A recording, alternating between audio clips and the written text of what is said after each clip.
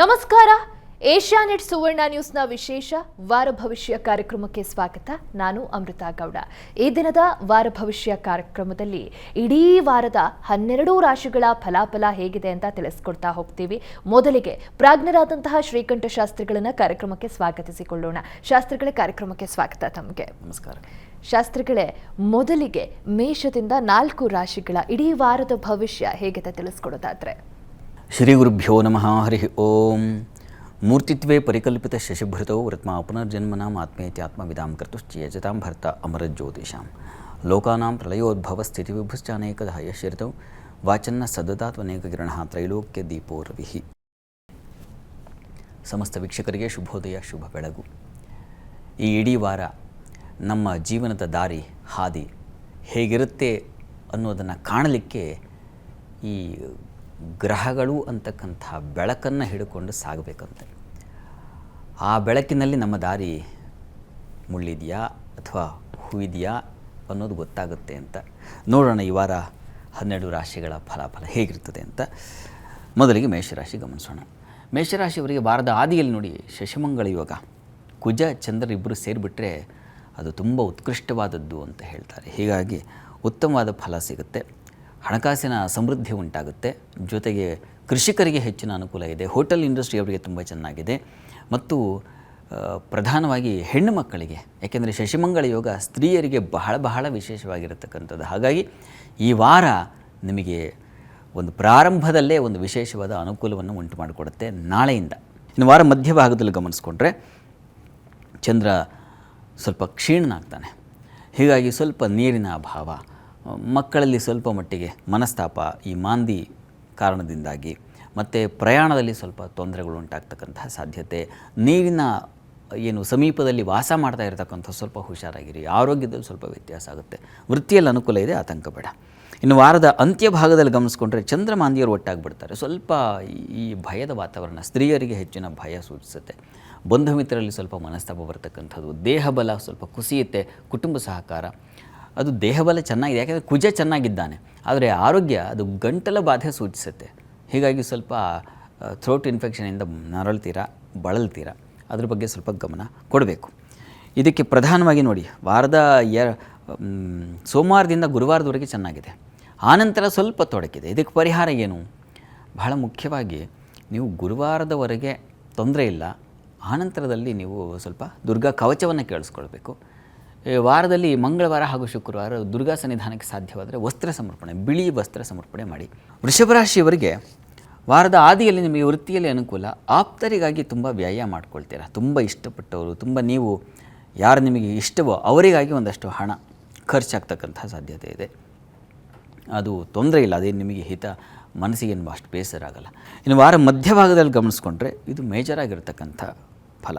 ವಾರ ಮಧ್ಯ ಗಮನಿಸ್ಕೊಂಡ್ರೆ ನಿಮಗೆ ಸ್ವಲ್ಪ ಪ್ರಯಾಣದಲ್ಲಿ ತೊಂದರೆ ಇದೆ, ಆರೋಗ್ಯದಲ್ಲಿ ವ್ಯತ್ಯಾಸ ಆಗುತ್ತೆ. ಹೃದಯ ಬಾಧೆಗಳು, ಶ್ವಾಸಕೋಶ ಸಂಬಂಧಿ ತೊಂದರೆಗಳು ಇಂಥದ್ದನ್ನು ಸೂಚಿಸುತ್ತೆ. ಸಹೋದರಲ್ಲಿ ಸ್ವಲ್ಪ ಮನಸ್ತಾಪ ಉಂಟಾಗ್ತಕ್ಕಂಥ ಸಾಧ್ಯತೆ ಇದೆ. ಕುಜ ಚೆನ್ನಾಗೇ ಇದ್ದಾನೆ, ಹೀಗಾಗಿ ಆತಂಕ ಬೇಡ. ಸ್ವಲ್ಪ ಆಗಂತುಕ ಸಮಸ್ಯೆಗಳು, ಸಡನ್ನಾಗಿ ಬರ್ತಕ್ಕಂಥ ಸಮಸ್ಯೆಗಳಿಂದ ಬಳಲ್ತೀರಾ, ಭಯಪಡ್ತೀರಾ. ಹೀಗಾಗಿ ವಾರ ಮಧ್ಯ ಸ್ವಲ್ಪ ತೊಡಕಿನಿಂದ ಕೂಡಿರುತ್ತೆ, ಸ್ವಲ್ಪ ಹುಷಾರಾಗಿರಬೇಕು. ವಾರಾಂತ್ಯದಲ್ಲಿ ದ್ವಿತೀಯದಲ್ಲಿ ಚಂದ್ರಮಾಂದಿ ಸೇರಿದರೆ ಆಹಾರದಲ್ಲಿ ವ್ಯತ್ಯಾಸ ಮಾಡ್ಕೊಳ್ತೀರಾ. ಕುಟುಂಬದ ಸ್ತ್ರೀಯರಿಗೆ ಸ್ವಲ್ಪ ಅಸಮಾಧಾನ ಉಂಟಾಗುತ್ತೆ. ವೃತ್ತಿಯಲ್ಲಿ ಅನುಕೂಲ ಇದೆ, ಹಣಕಾಸಿನಲ್ಲಿ ಸ್ವಲ್ಪ ತೊಂದರೆ ಉಂಟಾಗುತ್ತೆ. ಅದು ಕಾರಣ ಚಂದ್ರಮಾಂದಿ. ವಾರದ ಅಂತ್ಯದಲ್ಲಿ ನಿಮಗೆ ಅಷ್ಟು ಅನುಕೂಲವಾಗಿಲ್ಲ. ಕುಟುಂಬದ ವಾತಾವರಣ ಕಹಿಯಾಗಿಬಿಡುತ್ತೆ. ಇದಕ್ಕೇನು ಪ್ರಧಾನವಾದ ಪರಿಹಾರ ಗಮನಿಸ್ಕೊಂಡ್ರೆ ನೋಡಿ, ಮಹಾಲಕ್ಷ್ಮಿ ಸನ್ನಿಧಾನಕ್ಕೆ ಒಂದು ಪಾಯಸ ನೈವೇದ್ಯ ಮಾಡಿಸಿ ಅದನ್ನು ಪ್ರಸಾದ ತೆಗೆದುಕೊಳ್ಳಿ. ಅದು ತುಂಬ ಸಹಾಯವಾಗುತ್ತೆ, ಈ ತೊಡಕನ್ನು ಬಿಡಿಸಿಕೊಡುತ್ತೆ. ಇನ್ನು ಮಿಥುನ ರಾಶಿ ಗಮನಿಸೋಣ. ಮಿಥುನ ರಾಶಿಯವರಿಗೆ ವಾರದ ಆದಿಯಲ್ಲಿ ವೃತ್ತಿಯಲ್ಲಿ ಪರಿಶ್ರಮ ಹೆಚ್ಚಾಗಿದೆ. ಮಕ್ಕಳು ಹಾಗೂ ಪ್ರಯಾಣ ವಿಚಾರದ ಸ್ವಲ್ಪ ಎಚ್ಚರವಾಗಿರಬೇಕು. ಅದು ಮಾಂದಿ ಕಾರಣದಿಂದಾಗಿ ಸೋಮವಾರ ಮಂಗಳವಾರದ ಮಟ್ಟಿಗೆ ಮಕ್ಕಳ ವಿಚಾರದಲ್ಲೂ ಮನಸ್ತಾಪ, ಸೋಮವಾರ ಮಂಗಳವಾರದ ಮಟ್ಟಿಗೆ ಸ್ವಲ್ಪ ಪ್ರಯಾಣದಲ್ಲಿ ತೊಂದರೆಗಳು ಉಂಟಾಗುವ ಸಾಧ್ಯತೆ ಇದೆ. ಬಂಧು ಮಿತ್ರರಲ್ಲೂ ಕೂಡ ಅಸಮಾಧಾನ ಸೂಚಿಸ್ತಕ್ಕಂಥ ಸಾಧ್ಯತೆ ಸೂಚಿಸುತ್ತೆ. ಈ ಕುಜ ಚೆನ್ನಾಗಿದ್ದಾನೆ, ಹೀಗಾಗಿ ಲಾಭ ಪಡಿತೀರಾ. ಅದರಲ್ಲೂ ಈ ಎಲೆಕ್ಟ್ರಾನಿಕ್ಸು, ಆಟೋಮೊಬೈಲ್ಸ್, ಪೆಟ್ರೋಲಿಯಂ ಇಂಥ ಕ್ಷೇತ್ರಗಳಿದ್ದಾವೆ ಯಾವಿದ್ದಾವೆ ಆ ಕ್ಷೇತ್ರಗಳಲ್ಲಿ ತುಂಬ ಚೆನ್ನಾಗಿದೆ. ಮತ್ತು ಧೈರ್ಯ ಇರ್ತದೆ. ಸೇನೆಯಲ್ಲಿ, ಪೊಲೀಸ್ ಡಿಪಾರ್ಟ್ಮೆಂಟಲ್ಲಿ ಇರ್ತಕ್ಕಂಥವ್ರಿಗೆ ಚೆನ್ನಾಗಿದೆ. ಲಾಭ ಗಳಿಕೆಗೂ ಅವಕಾಶ ಹೆಚ್ಚಾಗಿದೆ. ಹೀಗಾಗಿ ಆತಂಕ ಬೇಡ. ಇನ್ನು ವಾರ ಮಧ್ಯಭಾಗದಲ್ಲಿ ಗಮನಿಸ್ಕೊಂಡ್ರೆ ಸ್ವಲ್ಪ ಸಹೋದರಲ್ಲಿ ಭಿನ್ನಾಭಿಪ್ರಾಯ ಕಾಣ್ತಾ ಇದೆ, ಮತ್ತು ವ್ಯಯ ಕಾಣ್ತಾ ಇದೆ, ಅನಗತ್ಯ ವ್ಯಯಗಳು ಸೂಚಿಸ್ತಾ ಇದೆ. ಜೊತೆಗೆ ಕುಟುಂಬದಲ್ಲಿ ಸ್ವಲ್ಪ ಘರ್ಷಣೆಗಳು ನೋಡಿ, ಕುಟುಂಬ ಘರ್ಷಣೆಗಳು ಹಾಗೂ ಸ್ತ್ರೀಯರಿಗೆ ಸ್ವಲ್ಪ ವಿರೋಧಗಳು ಬರ್ತಕ್ಕಂಥದ್ದು, ಇಂತಹದ್ದೊಂದು ತೊಡಕನ್ನು ವಾರದ ಮಧ್ಯಭಾಗದಲ್ಲಿ ಎದುರಿಸ್ತೀರ. ಸ್ತ್ರೀಯರಿಗೆ ಸ್ವಲ್ಪ ಸಂಕಷ್ಟದ ದಿನ ಬುಧವಾರ ಗುರುವಾರ ಸ್ವಲ್ಪ ಎಚ್ಚರಿಕೆ ಬೇಕು. ಇನ್ನು ವಾರಾಂತ್ಯದಲ್ಲಿ ಗಮನಿಸ್ಕೊಂಡ್ರೆ ಆರೋಗ್ಯದಲ್ಲಿ ವ್ಯತ್ಯಾಸ ಆಗಿಬಿಡುತ್ತೆ. ಸ್ತ್ರೀಯರಿಗೆ ವ್ಯಯವನ್ನು ಸೂಚಿಸ್ತಾ ಇದೆ. ಕಾರಣ ಧನಾಧಿಪತಿ ಮಾಂದಿ ಜೊತೆಗಿದ್ದಾಗ ಆರೋಗ್ಯದ ನಿಮಿತ್ತವಾಗಿ ಏನೋ ಹಾಳಾಯಿತು, ಶರೀರ ಅಷ್ಟು ಚೆನ್ನಾಗಿಲ್ಲ, ಹುಷಾರಿಲ್ಲ, ಹಾಸ್ಪಿಟ್ಲಿಗೆ ಹೋಗಬೇಕಾಯ್ತು, ಅಲ್ಲಿ ಆ ಟೆಸ್ಟು ಈ ಟೆಸ್ಟು ಮತ್ತೊಂದು ಮಗದೊಂದು ಅಂತ ಹಿಂಗೆ ಖರ್ಚು. ಲಾಭ ಇದೆ, ಲಾಭ ಬರ್ತದೆ. ಕುಜನಿಂದಾಗಿ ಲಾಭಾಧಿಪತಿ ಲಾಭದಲ್ಲಿದ್ದಾಗ ಲಾಭವನ್ನು ಕಾಣ್ತೀರ, ಸಂಶಯ ಬೇಡ. ಇದಕ್ಕೇನಪ್ಪ ಪರಿಹಾರ? ಆರೋಗ್ಯದ ನಿಮಿತ್ತವಾಗಿ ನೀವು ದುರ್ಗಾ ಕವಚವನ್ನು ಕೇಳಿಸ್ಕೊಳ್ಳಿ. ಜೊತೆಗೆ ಅಮ್ಮನವರ ಸನ್ನಿಧಾನದಲ್ಲಿ ಪ್ರತಿ ದಿವಸ ಸ್ವಲ್ಪ ನಿಮಗೆಷ್ಟು ಸಾಧ್ಯವಾಗುತ್ತೋ ಅಷ್ಟು ಬಿಳಿ ಹೂಗಳನ್ನು ತೊಗೊಂಡು ಹೋಗಿ ಕೊಟ್ಟು ನಿಮ್ಮ ದಿನಚರಿ ಪ್ರಾರಂಭ ಮಾಡಿದ್ರೆ ತುಂಬ ಒಳ್ಳೆಯದು.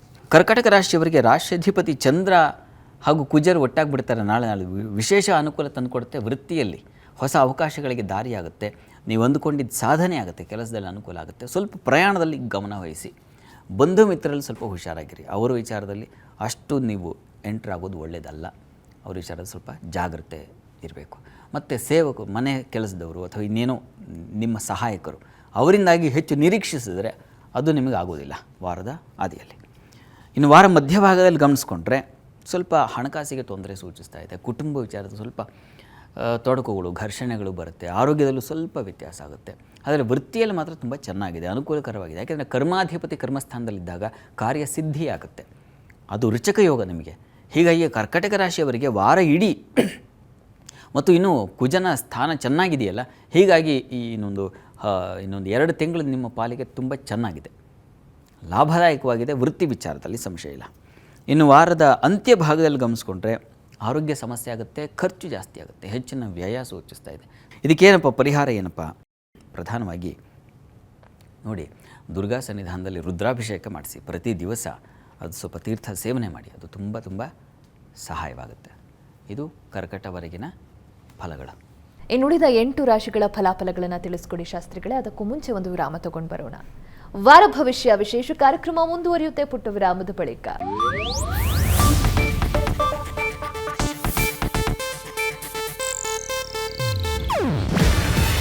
ಇದು ಏಷ್ಯಾನೆಟ್ ನ್ಯೂಸ್ ನೆಟ್ವರ್ಕ್ ಪ್ರಸ್ತುತಿ. ನೀವು ನೋಡ್ತಿದ್ದೀರಾ ಏಷ್ಯಾನೆಟ್ ಸುವರ್ಣ ನ್ಯೂಸ್.